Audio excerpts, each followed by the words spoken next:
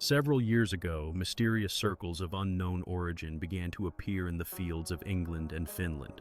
These formations, known as black clearings, attracted the attention of both scientists and mystery enthusiasts. They were referred to as dust patterns, and despite attempts to find a scientific explanation, many people perceive them as a written warning from an extraterrestrial intelligence. This phenomenon can be characterized as a message from space. In the late 1980s, the ancient magic of the English fields was revived in new forms. Numerous reports came in about silvery discs hovering over the countryside. The town of Warminster gained a reputation as the English UFO base, as it recorded the highest number of their appearances. Particular interest was sparked by ongoing reports of sightings of a spherical object with a strange golden glow.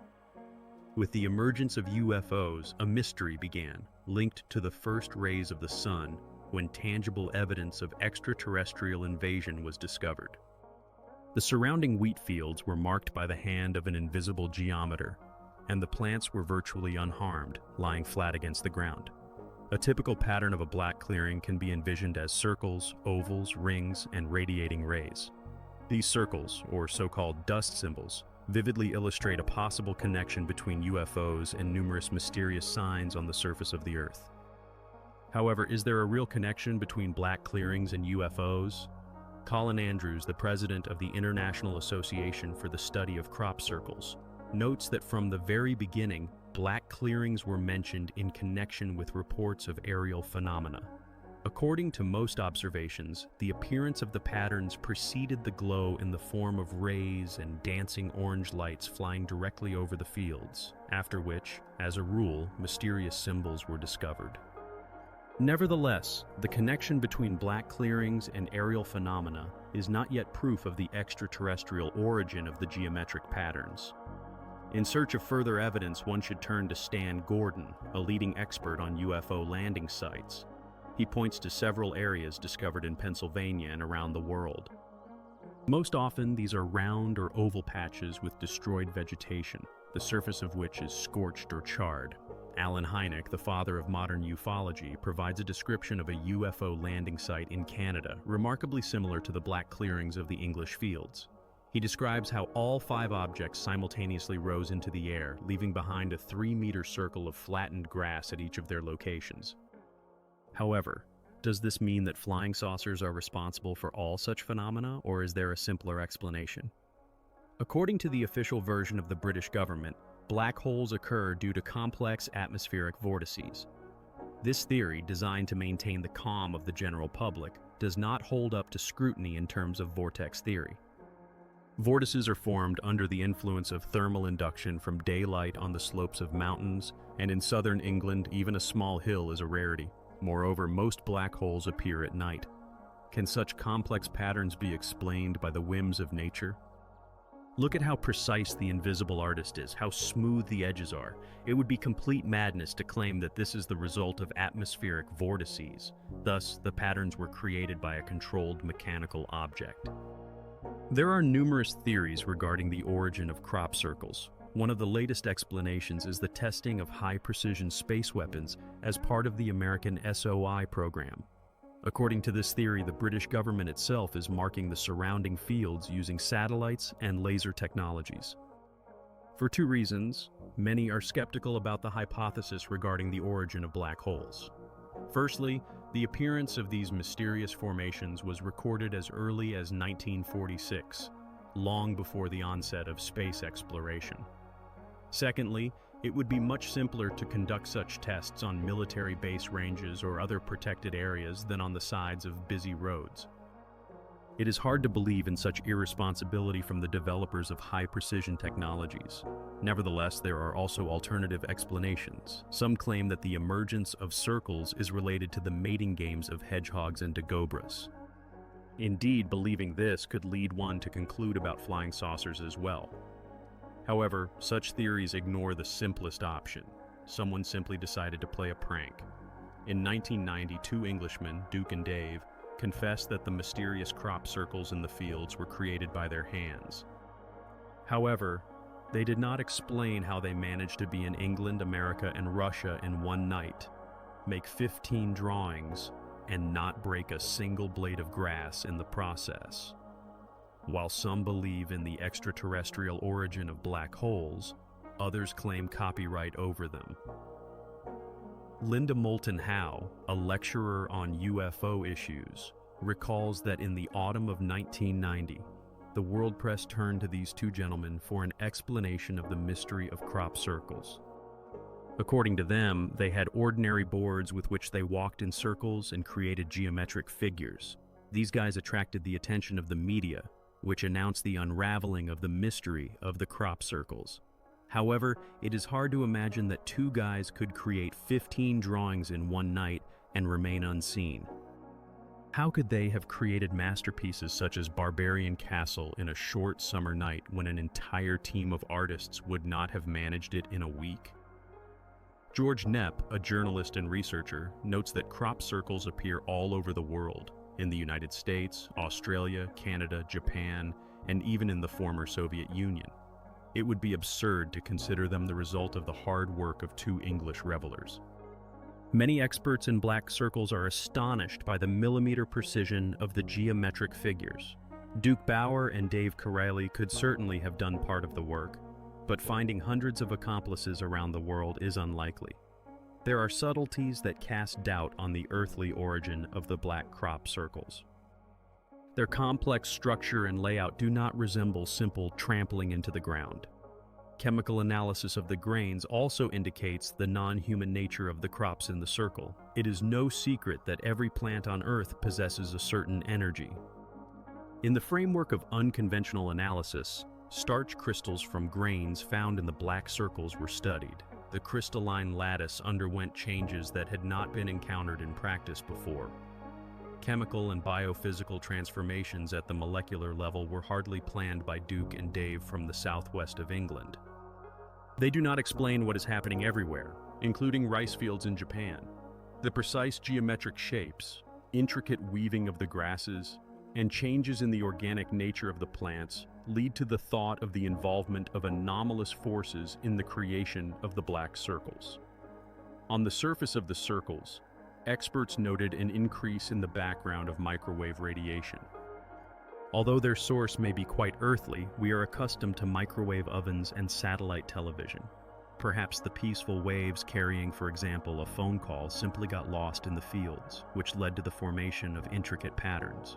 If this is possible, then UFOs should be considered unrelated to such phenomena. However, there remain photographs and thousands of eyewitnesses who observed unidentified objects in close proximity to the circles or the places where they subsequently appeared.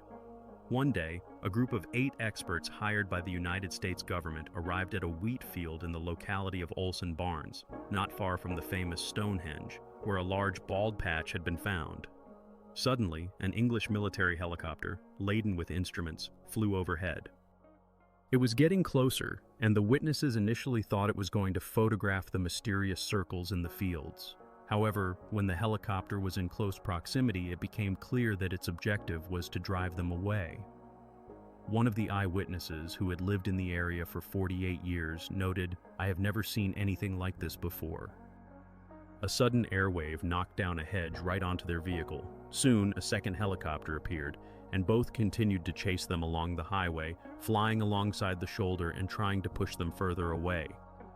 After stopping, one of the helicopters fell behind and headed towards a shimmering spherical object approximately 50 centimeters in diameter. The witnesses lost sight of the object several times, but soon it came back into view as the helicopter attempted to maneuver around it to observe it from all sides. The second helicopter was likely given a cover order, and the glowing sphere was right in front of them. Then, as if by magic, the sphere disappeared, and the helicopters, having spent a couple more minutes over the scene, flew away. The witness pondered, "If you think carefully about what happened, then most likely we were unexpected guests in a place where they were doing something with the little glowing sphere that the locals had already informed us about." By that time, 2 large drawings had appeared in the fields, and the next day, even larger circles were discovered in the same area. This led to the thought that the government knows something that it is trying to keep people away from. Since the early 90s, the number of helicopter sightings has increased exponentially. Now, not a day goes by without something new appearing in England. At the same time, the size and complexity of the drawings themselves are increasing. If one believes in the involvement of UFOs, then the alien pilots have changed their habits. As in the past, they always sought to remain unnoticed and leave no traces. Now, however, they seem to intentionally leave fingerprints at the crime scene. Witnesses claim that ancient circles are created by aerial phenomena, which may be alien spacecraft. But is this really the case?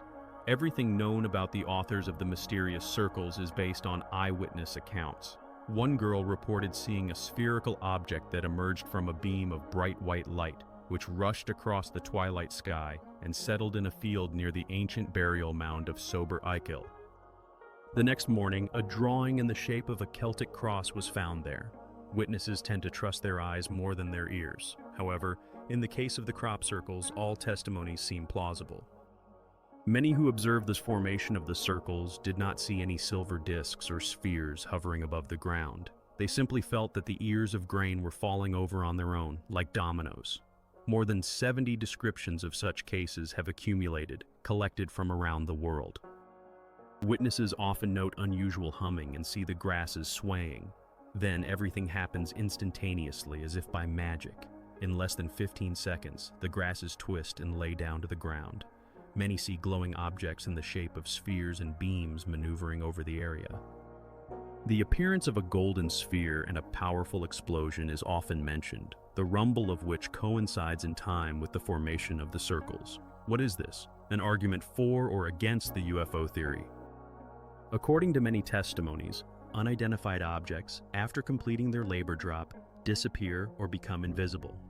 Remaining in the shadows, they continue to throw out puzzles. Perhaps they have their reasons for this. The only evidence that people will believe will be the observation of a specially organized group of experts. The next morning, new drawings were discovered a kilometer away from them. Colin Andrews and his team were luckier. He recalls, "We were well prepared for the operation. We set up radars, night vision cameras, infrared emitters, and even took a few dogs from a nearby farm into the field. We monitored every square meter with our instruments so no living creature could penetrate there without our knowledge." However, early in the morning, everything was shrouded in fog and the equipment fell silent. When the fog lifted, a new drawing was found in the center of the field. So what did these drawings actually mean? Perhaps this is a message from humanity to other forms of intelligent life. Over the years, the drawings in the fields have changed, becoming more reminiscent of pictograms. A new term has even emerged, agrogel-PYH, or literally dust writings. If these are artificially created symbols, then they must mean something. Agrogel-PYH could be forms of extraterrestrial communication. What do these mysterious writings or drawings, which have come to us from space, narrate? If agrogel-PYs are forms of interplanetary language, can we decipher them? Many believe that the meaning of the field drawings is somehow related to the places where they are found. For example, in England, most of the dust drawings are located near Stonehenge and at Silbury Hill, one of the oldest burial mounds in Europe. It has also been noted that the most famous agrogel-PYHs are oriented along their axis towards the Silbury Hill mound. Since it is known that Stonehenge and Silbury Hill are monuments of an ancient culture with astonishing knowledge of astronomy, one might assume that this knowledge was read by ancient peoples through the dust drawings. Believing that UFOs have hovered over England throughout its history can explain another coincidence. In June 1991, golden orbs were observed above a hill that had been called the Golden Charm for hundreds of years. Perhaps someone has been trying to contact us for a long time, but we do not yet have the key to this information. Colin Andrews asserts, "I am convinced that the drawings in the fields are writings. They are just not a logical language, but a message from our subconscious, a reminder that we once originated from one universal race of intelligent beings." He adds that the little ones have been controlling earthly life for thousands of years. If aliens are trying to contact us, it is good that this is being done through symbols of communication rather than weapons.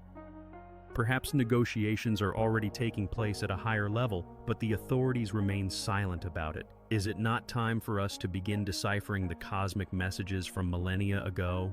With each passing year, the messages become increasingly complex. Perhaps soon the envoys themselves will appear. Whatever the case may be, they will certainly meet us on the pages of the UFO Diaries program. The United States government conceals crucial information about UFOs. The secret project Blue Book has become a repository of secrets inaccessible to ordinary mortals. Why was this project ultimately shut down? Is it not because the military feared information leaks? Today on the program UFO Diaries, we will try to find out what really lay behind the project Blue Book. The mystery of UFOs does not give peace to people all over the world.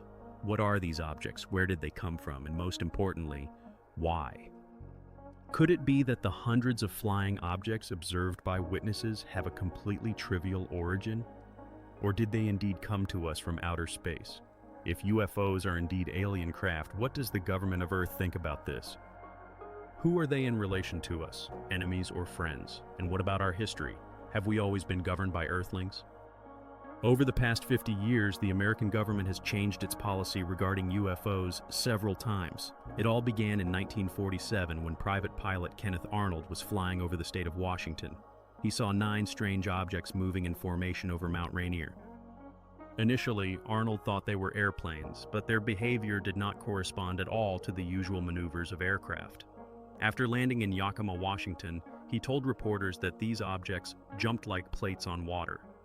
Retired U.S. Air Force Colonel Wendell Stevens noted that Arnold's story quickly made it into the newspapers, which began to use terms like flying saucers. Seven Randall, author of the book The History of UFO Crashes, added that Arnold was a respected businessman and an experienced pilot, so no one doubted his account. In response, the U.S. Air Force issued an official explanation calling the sighting a mirage, some kind of ghost hovering in the atmosphere. Since then, hundreds of people began to report similar phenomena. In September 1947, Lieutenant General Nathan Twining wrote to the commander of the American Air Force recommending that an official investigation be conducted into all these facts. On December 30th of the same year, a new secret project was approved based at Wright Field in Dayton, Ohio. People learned that the military had begun a hunt for flying saucers, and they called this project Project Saucer, although its official name was SIGN. This project was conceived as a serious attempt to uncover the truth about UFOs, but soon behind-the-scenes games began, and it seemed that the military was deliberately hiding the truth. The first chase for an alien object led to tragic consequences. On January 7, 1948, Captain Thomas Mantell received orders to pursue a UFO over the area of Woodman Hill, Kentucky. When he reached an altitude of 7.5 kilometers, his airplane and the UFO disappeared from radar screens, although his report about the approach of a huge metallic object was still heard over the radio. These were his last words. Later, at 5 o'clock in the evening, Mantell's body was found among the wreckage of his fighter. What happened? Could it be that Mantell's airplane was destroyed by the UFO? Robert Dean, a researcher and analyst, pointed out that the military sealed and removed every screw from his aircraft. Why? Because the captain was openly reporting what he had seen with his own eyes, until he likely died from a lack of oxygen. The project leader later stated that he had merely seen the planet Venus. The Air Force concocted numerous explanations for Captain Mantell's death, claiming that he was chasing Venus, which was an insult to his memory. It was also said that he had climbed too high and had run out of oxygen. The military often resorts to such explanations when it comes to Mantell. All public statements regarding Project SIGN were issued from above, and that is why the version involving Venus emerged, and later, some other star. The fact that the military attributed everything to Venus indicates that they did not want the truth to leak out. In 1947, the United States was recovering from World War II while simultaneously preparing for a new Cold One. Therefore, the Air Force could not allow anything inexplicable to occur in our skies. However, perhaps the eyewitness accounts simply did not hold up to scrutiny. The people from Project SIGN continued to argue against the absurdity of believing in extraterrestrials. Nevertheless, on the night of June 24, 1948, an event occurred that they could not explain. On this day, a new era in the history of ufology began, and this event changed the entire military policy regarding UFOs. what initially changed the skeptical attitude of the Air Force towards the UFO phenomenon. Around 2 o'clock in the morning on June 24, 1948, pilots of an aircraft at an altitude of 1,500 meters above Mangamore, Alabama, noticed a strange flying object. One of the passengers also witnessed this phenomenon. Everyone claimed that it was neither an airplane nor a weather balloon.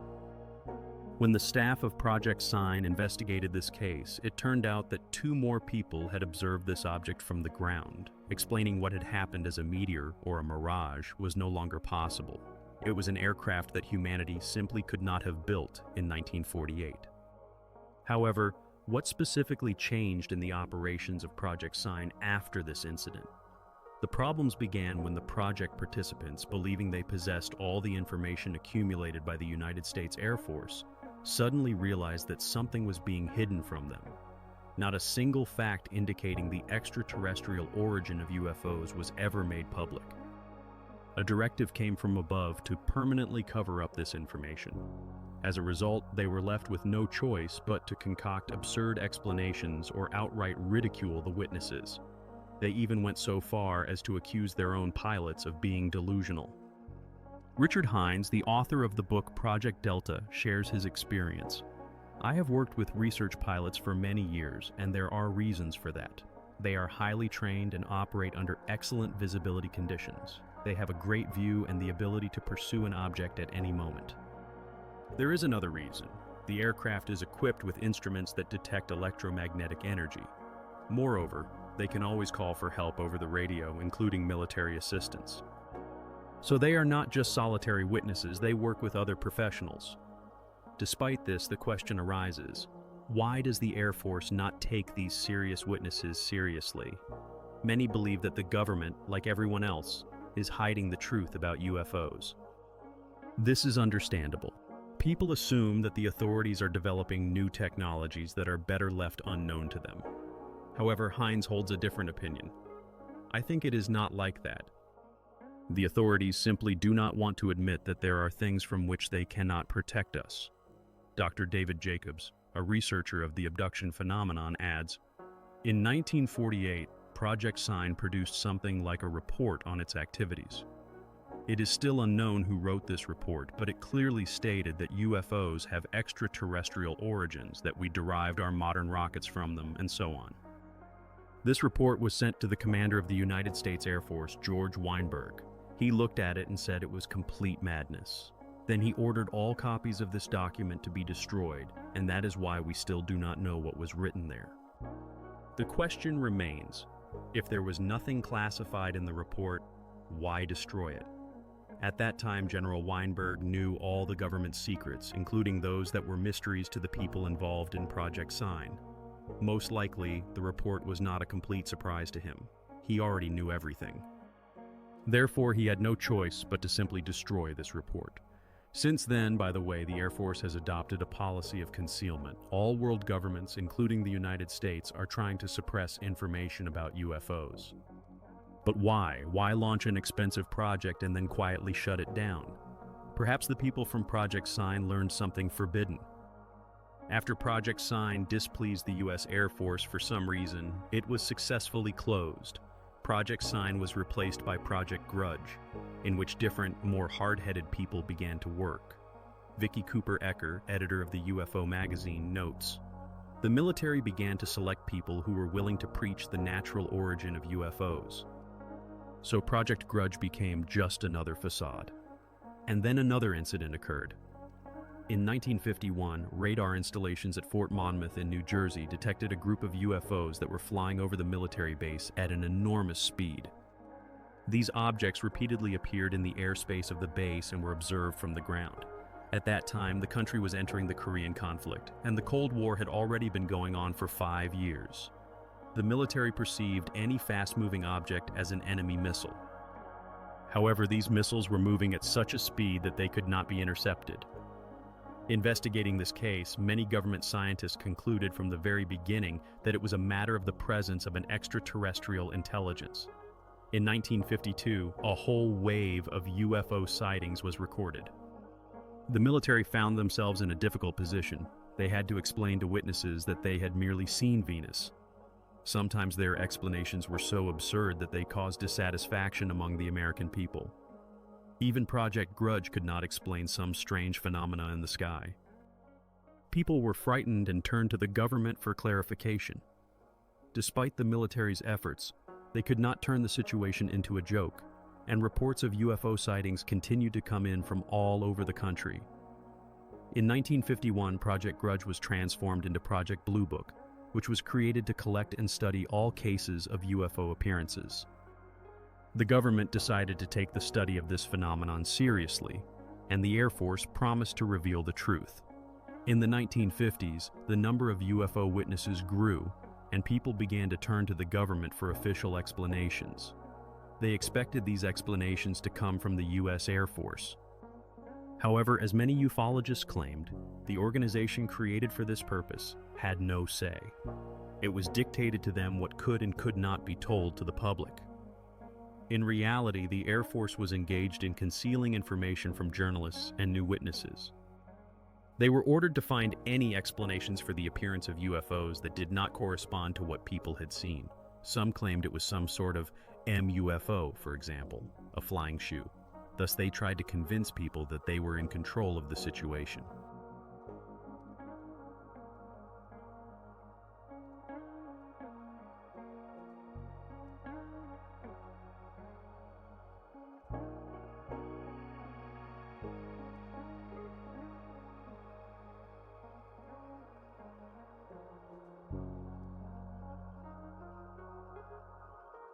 Mildred Bissell, a representative of MUFON in the state of Utah, was a serious person with unserious ideas, according to Dr. Alan Hynek.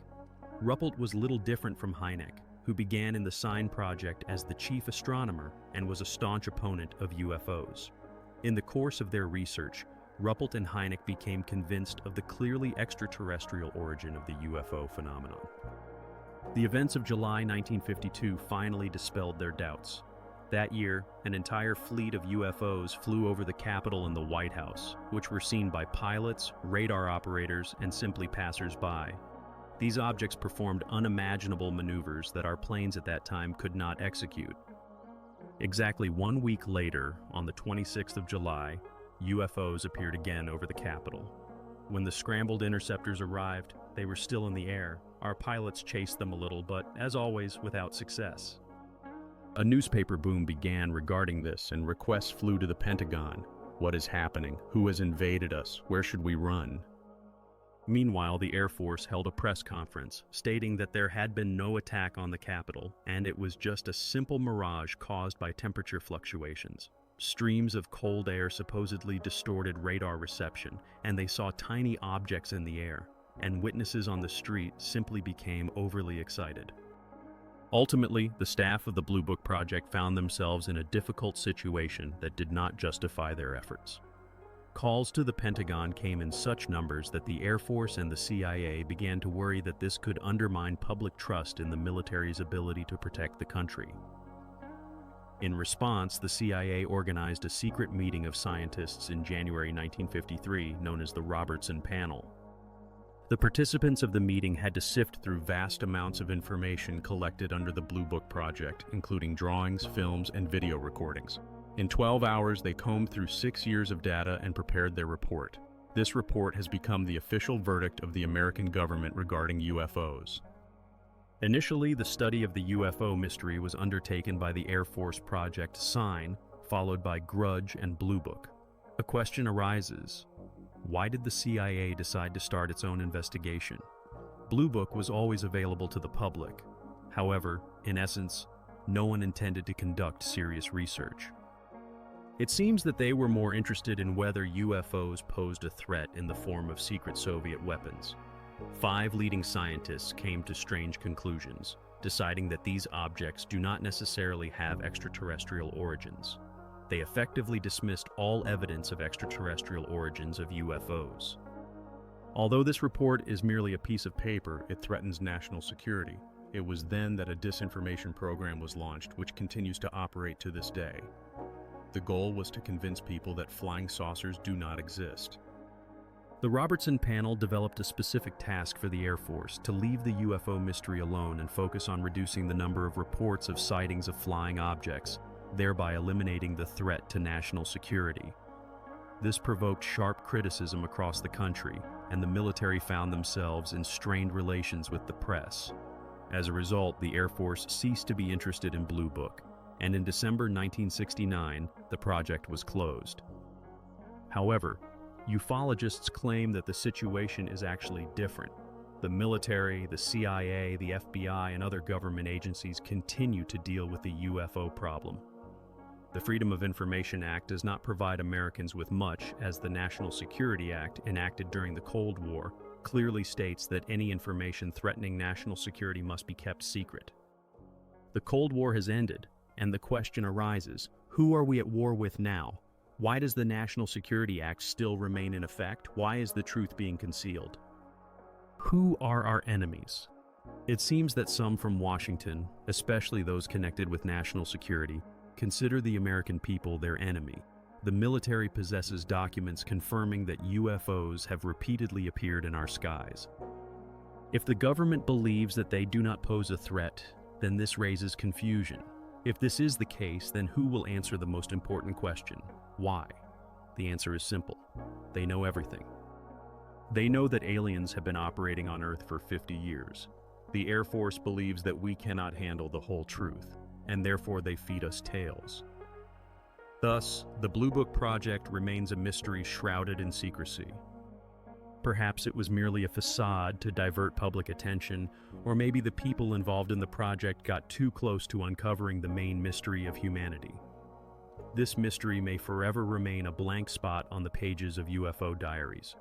American astronauts remain silent about UFOs, fearing accusations of disclosing military secrets. Photographs from Martian satellites are not always published, and the NASA agency seems to be playing hide-and-seek with extraterrestrials. What is this? Idle fiction or glaring facts?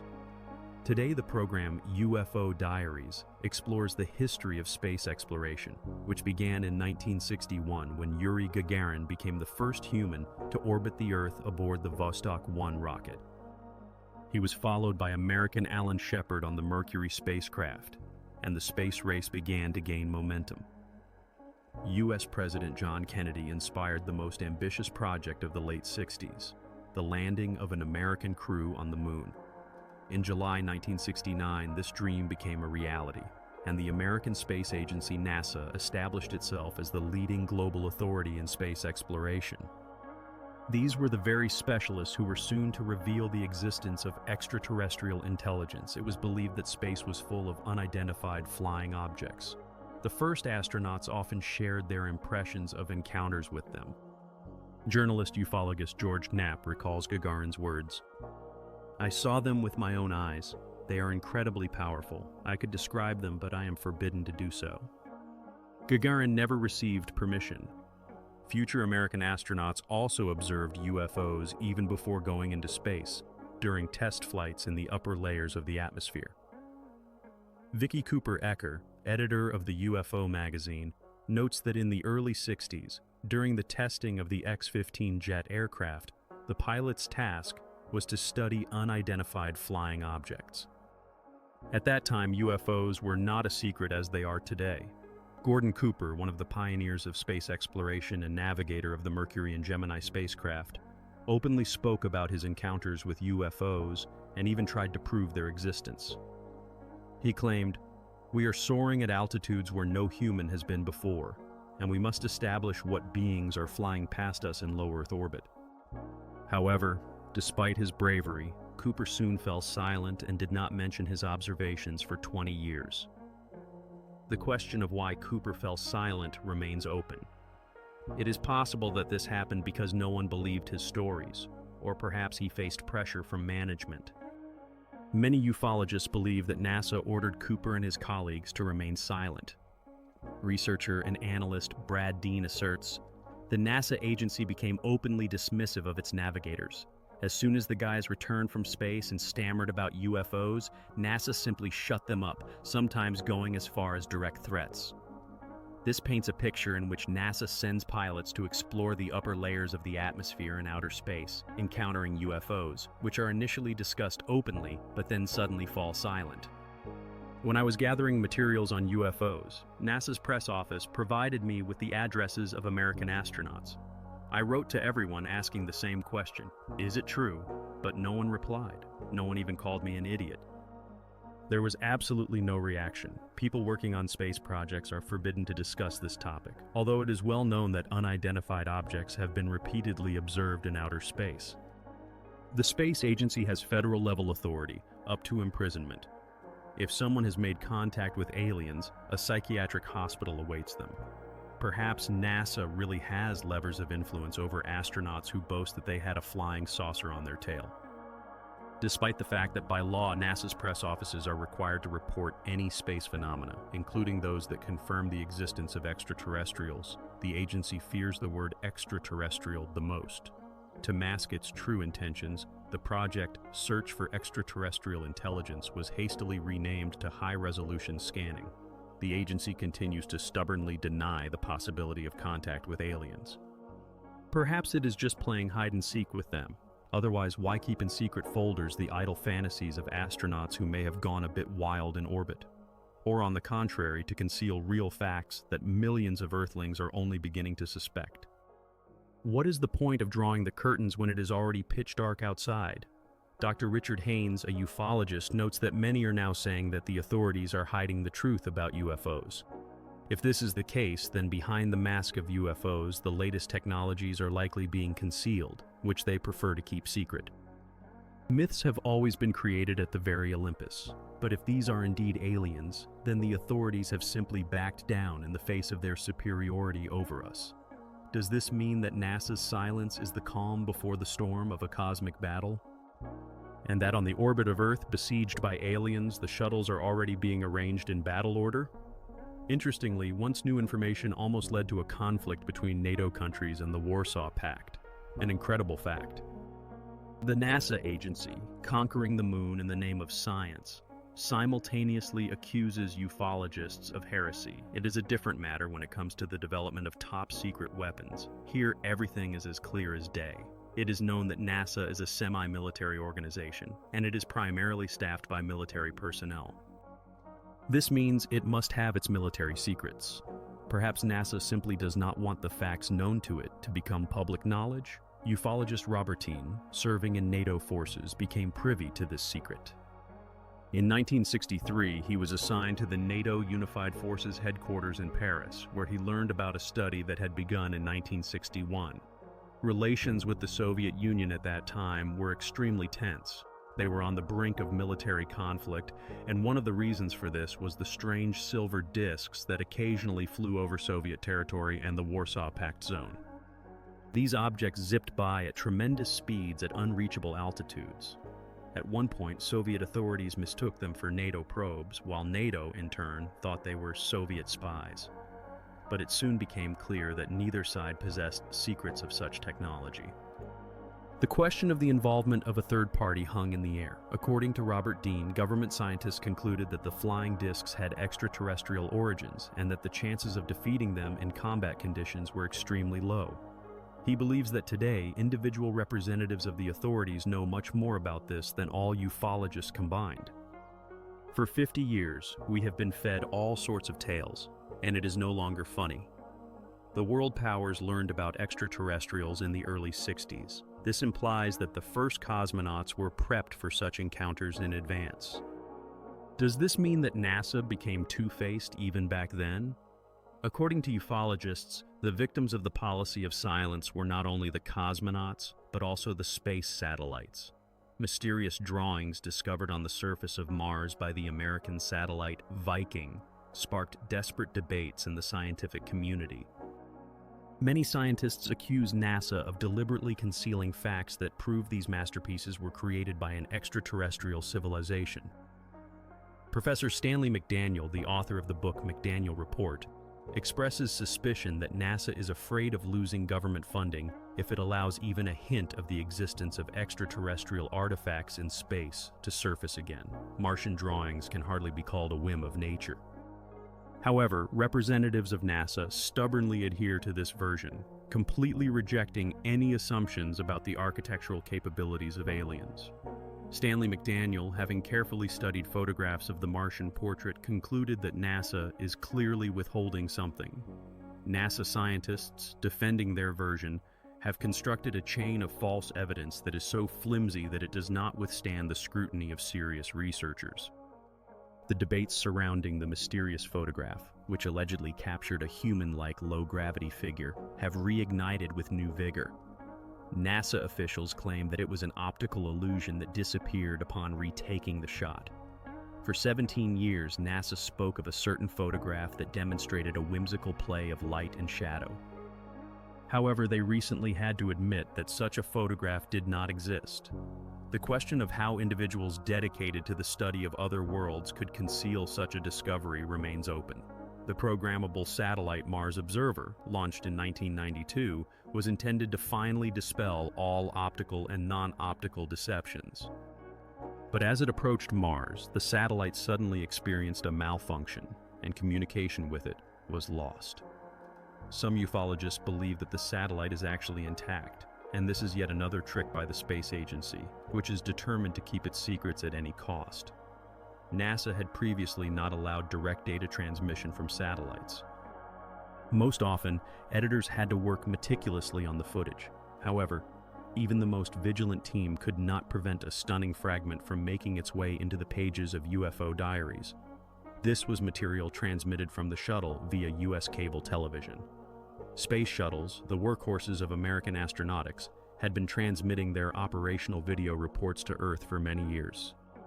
Fragments of these reports, according to ufologists, confirm the existence of extraterrestrials. During one of the shuttle flights, which was broadcast live, the cameras remained on, and many viewers managed to find the record button on their devices. The broadcast was transmitted through the NASA selector on one of the cable television channels in the United States, and likely NASA employees were tearing their hair out in despair as viewers finally saw a UFO. Some specialists monitoring the transmission concluded that our shuttle was under attack by a UFO. However, officials from NASA explained the occurrence as a discharge of wastewater, which instantly turned green in open space. NASA representative Dr. Jack Kasher claims that it is ordinary ice and nothing more. Dr. Kasher, a professor of physics at the University of Nebraska, states, "I base my assumptions on the opinions of NASA experts and tried to prove that these were indeed ice fragments. I checked the angles of movement, speed indicators, nothing related to ice. You see, such things have been studied for a long time and they are now taught in school. They could not be meteoroids or satellites, as they move at linear speeds. Therefore, they were UFOs." He adds that it remains only to clarify the origin of these controlled devices, which were located approximately 15 kilometers from the shuttle. "I will tell you unequivocally, it is extraterrestrial, as no Earthling could withstand such acceleration," he emphasizes. If Dr. Kasher is correct, and the ice fragments from NASA are indeed alien spacecraft, then the sensational recording takes on a completely different meaning. For example, what do the thin white threads extending towards one of the objects signify? This could indicate that the spacecraft came under fire, and the UFO is maneuvering to avoid collision with missiles, and it is succeeding. In the mid-70s, the Strategic Defense Initiative program was developed, supposedly to protect against Soviet nuclear missiles. Perhaps this was merely a cover for the start of a secret war in low Earth orbit. If the version of what happened on the shuttle turns out to be true, then we will have solid evidence of extraterrestrial visitation to Earth, which, by the way, easily evades our state-of-the-art weaponry. Thus, perhaps the key to the cosmic secrets of the NASA agency lies here? Could it be that the Star Wars have already begun, and we know nothing about it? As of today, the situation is as follows. A group of ufologists is making serious accusations against the world-renowned space agency, albeit without sufficient evidence. But what if this evidence does indeed emerge? What if NASA is truly hiding shocking facts about aliens from other worlds? Perhaps this is an attempt to prevent widespread panic. Recent events in Earth's orbit are causing concern. Strange objects have been captured on video by NASA cameras. Upon magnification, One of them turned out to be very similar to a well-known type of UFO, the flying triangle. The footage shows NASA operators closely monitoring several such objects that are circling above our heads, while we continue to consider them harmless.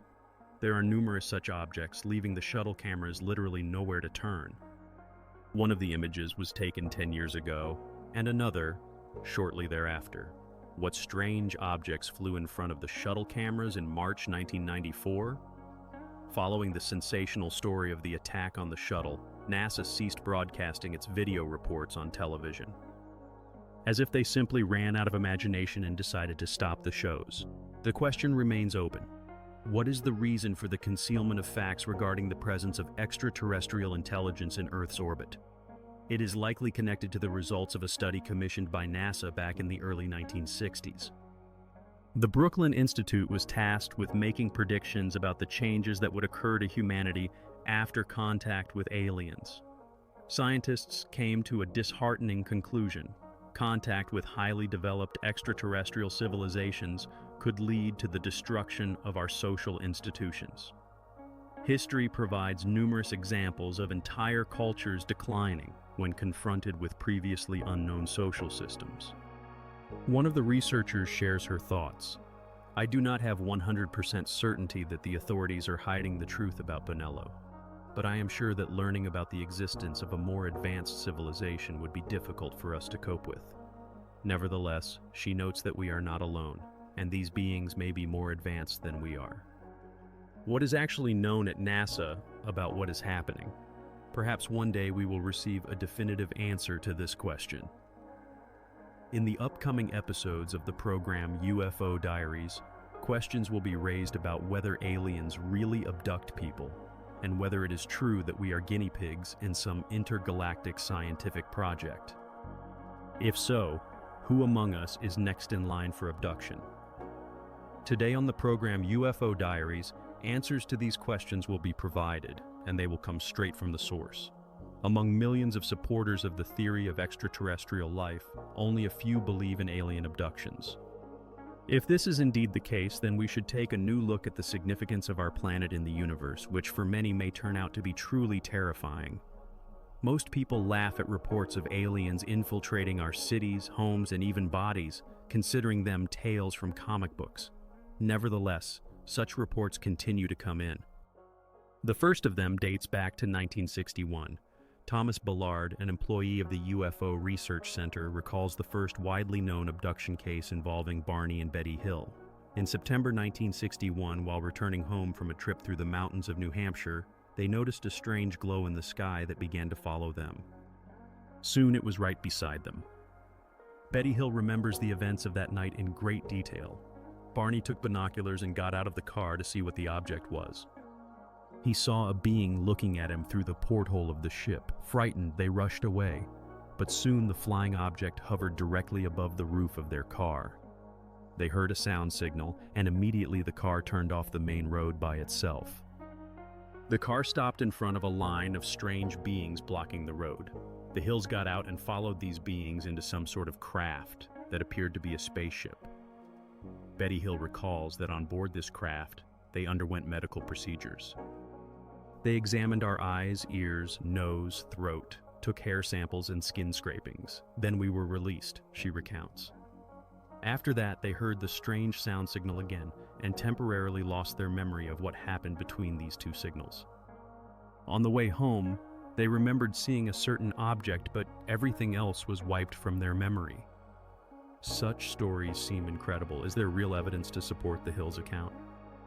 They reported the incident to the authorities, and the case was assigned to the state astronomer of the United States, Walter Webb. According to him, as well as other specialists who dealt with this case, Mrs. Hill understood little about astronomy, but she had an excellent memory. Robert Dean, a researcher and scientific analyst, notes that aboard the ship, Betty was examined and asked questions. On one wall, she saw something resembling a star map and asked the leader of the beings what it was. He replied that it was their home sector of the galaxy. This map imprinted itself in Betty's memory, and later she sketched what she had seen on the wall of the ship. No one could make sense of this drawing, except for one remarkable woman named Marjorie Fish. After 6 attempts, Marjorie managed to decipher Betty's sketch. She obtained a map that revealed a pair of constellations unknown to science until the end of the 1960s.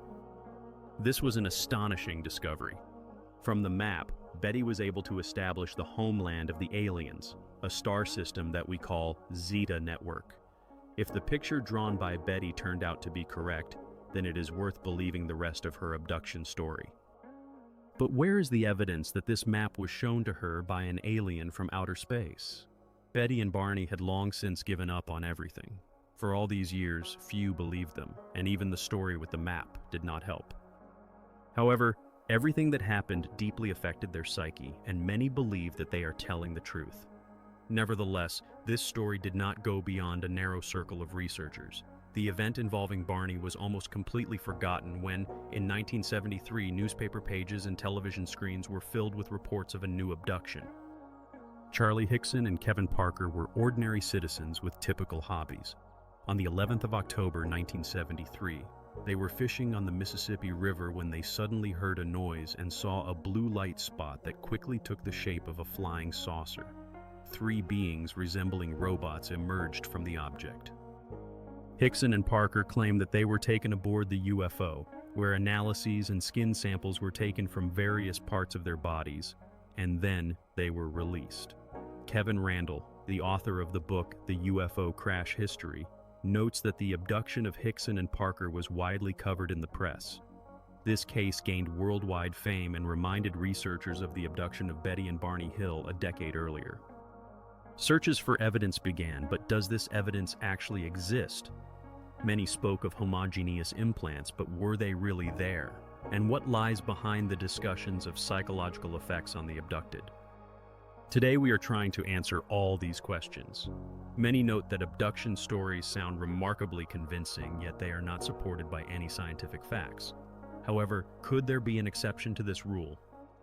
Bud Hopkins, who has spent his life investigating people claiming UFO abductions, says, "Over the last 20 years, I have worked with more than 500 such individuals and have found that most of them were indeed abducted. After an abduction, various traces appear on the victim's body.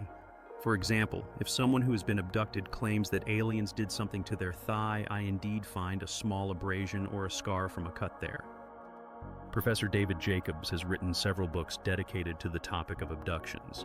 He believes that he has a multitude of evidence for the existence of this phenomenon. I have seen scars that appeared on the body within a few hours after an abduction. Despite the fact that physiologically this is impossible, I have observed it. Scars can appear in a variety of places, but what about alien implants? Perhaps they will confirm the reality of abductions. Most abducted individuals have implanted objects. People recall a certain instrument that touched their face. They describe a crunching sound or sensation when this instrument pierced the cartilage above the nose, leaving some sort of small ball there. Similar objects have also been found in the ears. I had my ear pulled away from my skull, and then this instrument was plunged into it. Upon waking in the morning, people find blood on the pillow, as well as blood from the nose or ear. Here is the story of the 9-year-old girl whose entire family was affected.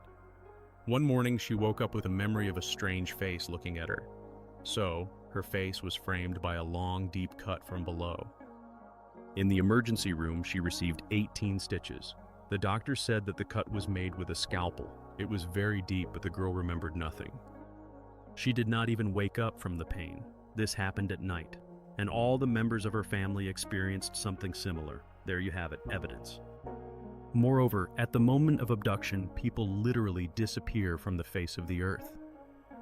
If they are children, their parents begin to search for them, and husbands and wives also start looking for each other. In general, they truly vanish. Dr. Carla Turner has helped many abductees. She claims that people who have become victims of UFOs cannot recover from the shock and horror they experienced throughout their lives. I never planned to become a ufologist, but these beings literally invaded my home and my family. I simply could not stand by. I am sure that something terrible happened to each abductee. The psychological traumas they suffered have altered their perception of the world. Experience shows that abductees can live for many years without remembering anything about what happened to them. Kathy Davis likely experienced the most horrific encounter with unknown beings. She was pregnant and lost her child. I met Kathy in 1983. She wrote to me about strange tracks on the grass and the unusual events associated with them. Mr. Hopkins, this is Katie Davis. Help me, I cannot sleep. I do not understand what is happening to me. Calm down and tell me what happened. All right, it happened at the ranch. Something strange was going on around. The door to the barn was open, although I distinctly remembered closing it. I peeked inside but saw no one. Then, when I was working in the garden, I noticed a scorched patch on the lawn. It had a perfect round shape, and I could not understand what it was. Grow? Grow? Where are you, silly dog? He was terribly frightened, even crawling under the car. He had never done that before. When I climbed up onto the porch, a light struck from the sky. It blinded me. And then I saw them. They grabbed me and dragged me somewhere. There was this horrible table. They were causing me pain. Oh, it hurt so much, my baby. They took my little one. Katie's story is both horrifying and incredible. There may be another explanation for her sudden loss of pregnancy. We conducted various tests, and all of them showed negative results, so you are not pregnant.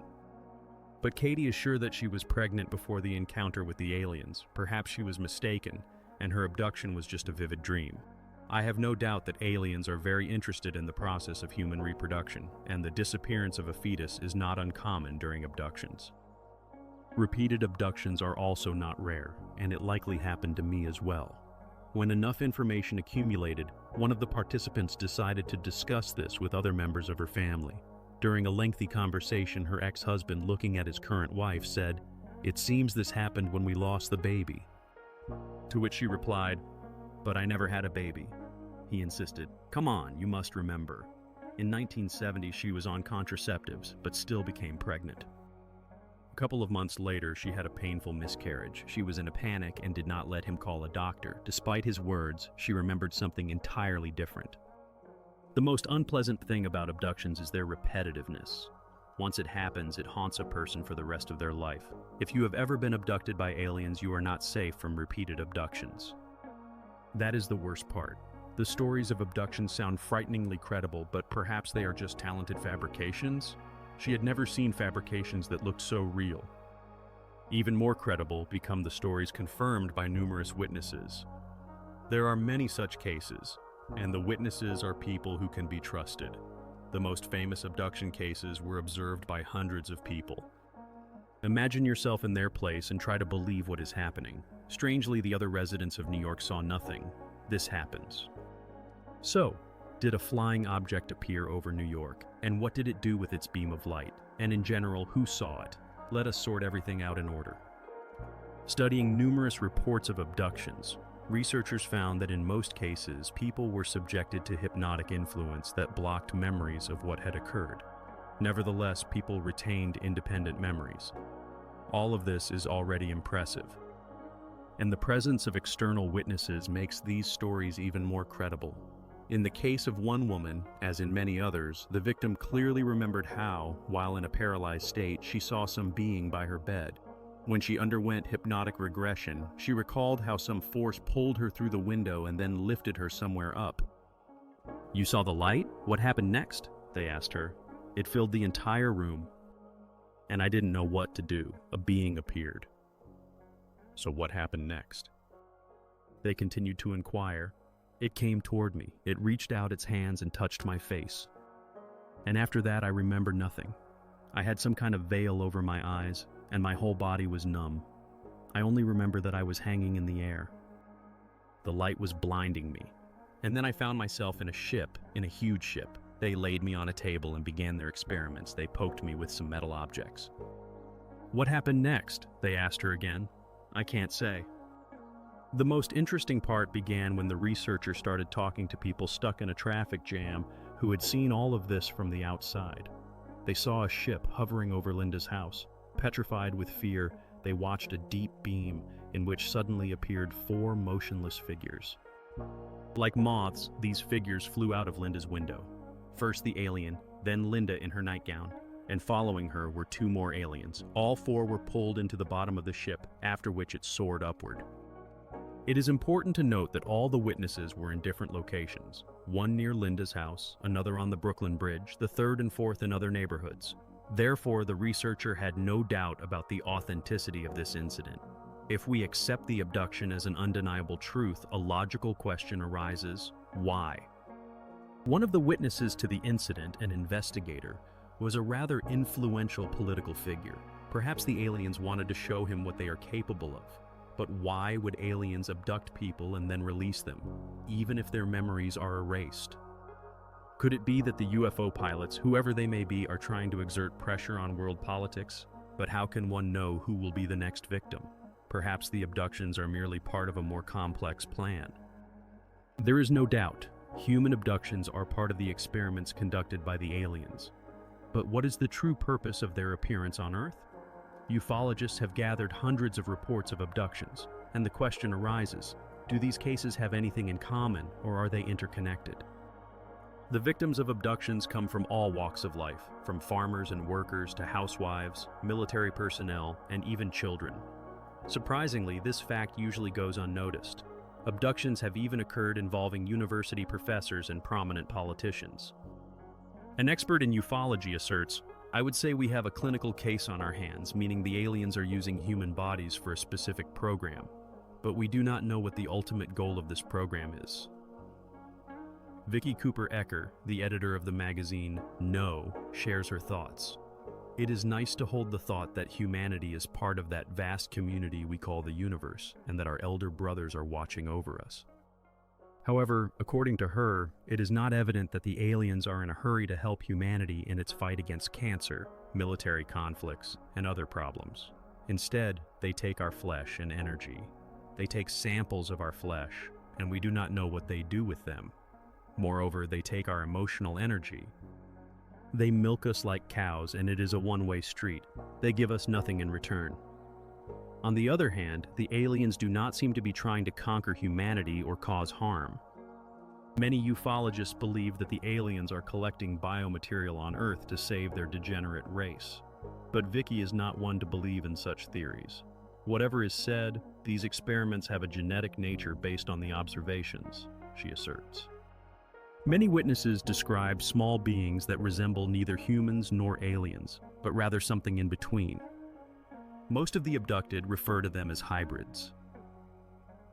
"I believe that the production of such hybrids is the main goal of the abductions," says the expert.